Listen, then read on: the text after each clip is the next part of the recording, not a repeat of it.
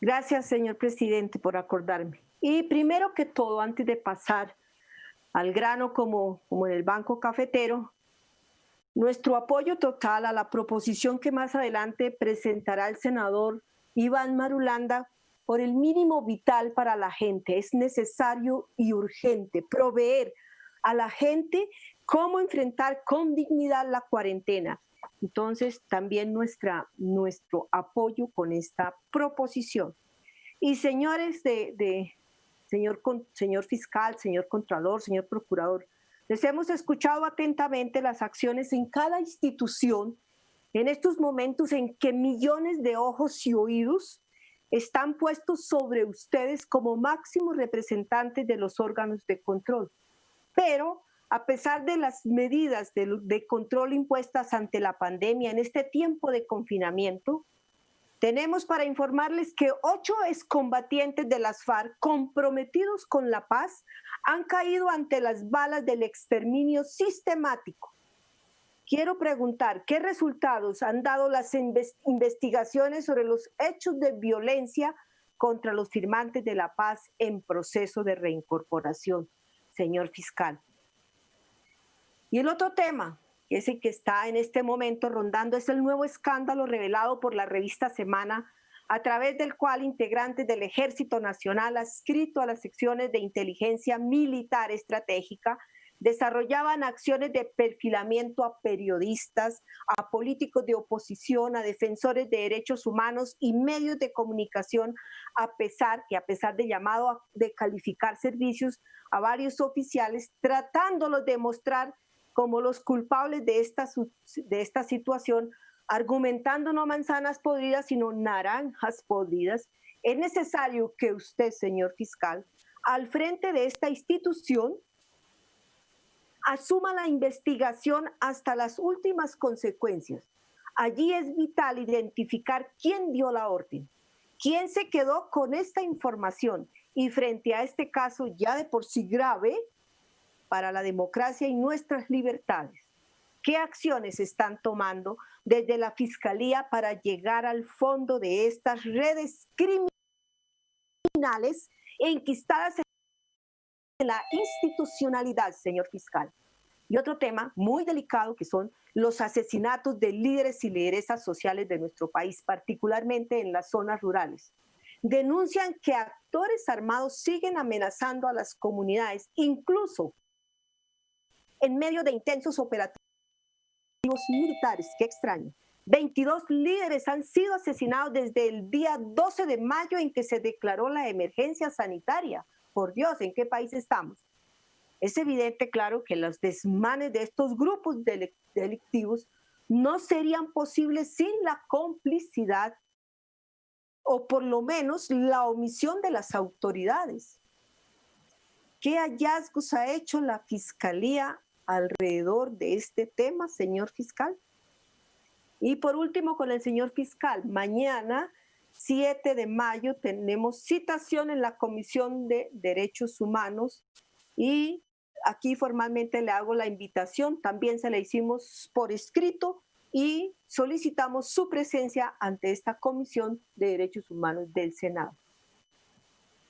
Señor Contralor, usted sabe que nuestro país está muy permeado por la corrupción, donde las venas rotas de esta pandemia nos roban a diario. Necesitamos que su papel en la Contraloría sea más férreo, de más mano dura con las malas acciones y más en el marco del COVID-19.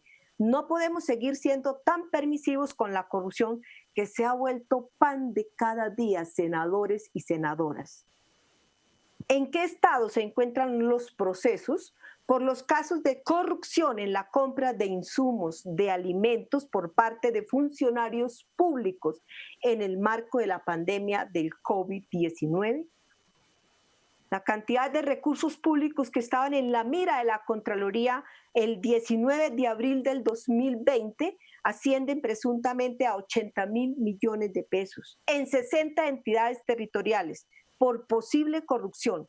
En este sentido, ¿qué avances se han tenido en estas investigaciones?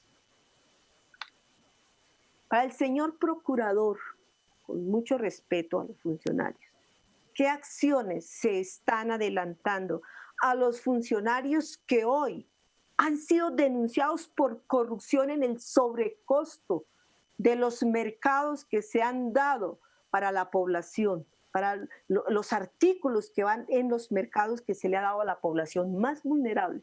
¿Y qué acciones se están adelantando a los tres órganos en cuanto a los mercados no llegan, no se distribuyen de acuerdo a la condición política de la población, de acuerdo a su condición política y por quién haya votado? O sea, se están dando mercado a las personas que favorecieron una afiliación política.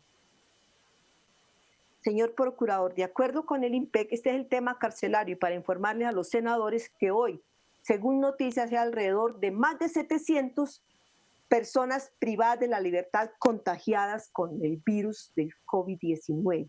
Y de acuerdo a esto, quiero preguntarle al señor procurador y además decirles, de acuerdo con el INPED, hay 1.565 personas que continúan en custodia pese a haber cumplido la pena impuesta.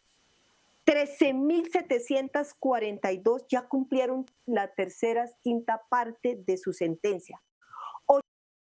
846 sufren enfermedades catastróficas y 13.465 fueron sindicadas de delitos hace más de un año. Y este entrecomillado, voy a leer este entrecomillado, señor presidente, para que me escuche el señor procurador, comillas, para los casos de personas con enfermedades catastróficas es necesario garantizar la intervención de profesionales idóneos que determinen sus condiciones de salud en caso de no contar con las certificaciones respectivas expedidas por el Sistema de Seguridad Social. Esto lo dijo el señor procurador Fernando Carrillo en la petición enviada a la ministra Margarita Cabello. La Procuraduría considera que de aplicarse el Código Penal, la descongestión de las cárceles se resolvería por un menor tiempo. Aunque las condiciones normales, se supone que el Código Penal es la norma vigente en muchos de los casos de la población privada de la libertad. No puede, por ejemplo, acceder a un abogado para que radique una petición de libertad ante un juez de ejecución de penas, como es el trámite requerido para quienes hayan pagado las tres quintas partes de la pena. Los mayores de 65 años, entre otras personas, que está diagnosticado ya no deberían estar en la cárcel. No es contradictorio que en un supuesto Estado social de derecho, un ente de control recomiende aplicar la norma penal para descongestión del sistema penitenciario.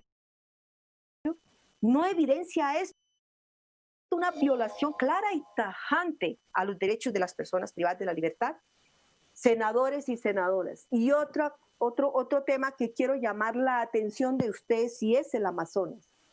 En Amazonas las comunidades indígenas están en serio peligro. Allí no hay alimentos, allí no llegan alimentos, menos llegan insumos de bioseguridad para las comunidades indígenas.